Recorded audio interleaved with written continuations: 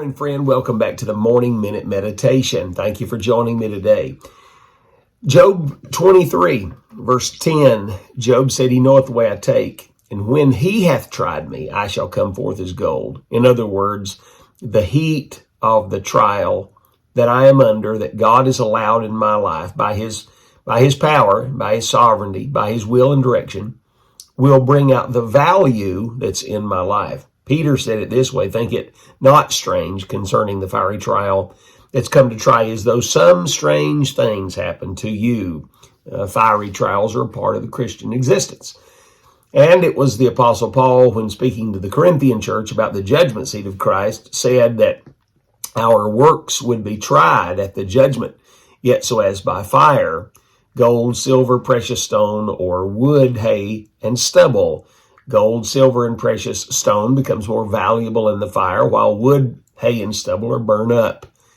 Being in the Christian faith and loving the Lord and serving him means we submit to his will, and his will oftentimes, in his sovereign desire and design for our life, is to put us under the fire and to allow some strange things in our mind's estimation to happen to us, but yet they make us what we are going to be in value to the kingdom of God.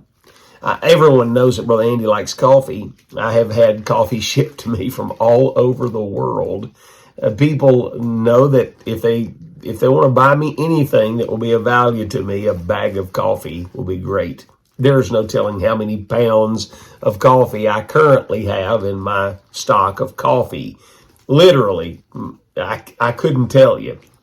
And people send me coffee that's already been ground, or they send me coffee beans that I grind, and I own several grinders, and we have espresso machines and coffee pots and Keurigs. We have it all, and multiples of them. It's just a mainstay, morning, afternoon, and night coffee in this house.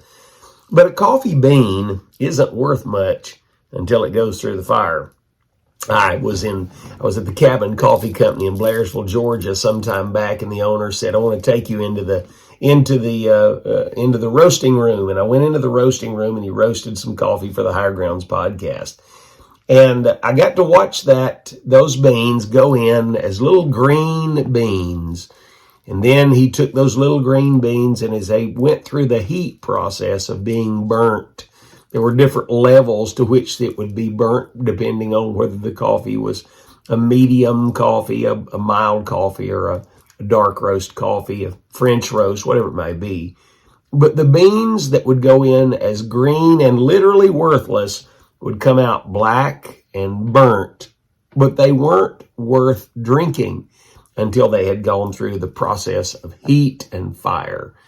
That dark coffee that gives the most bold taste goes through the longest fire and is nearly burnt to a crisp. And then when you grind that bean, it becomes a tasty cup of coffee. Hey, do you realize that your tastiness to the world, as far as your faith is concerned, it has more effect, and it is greater in its effect to the world once you've been through the fire?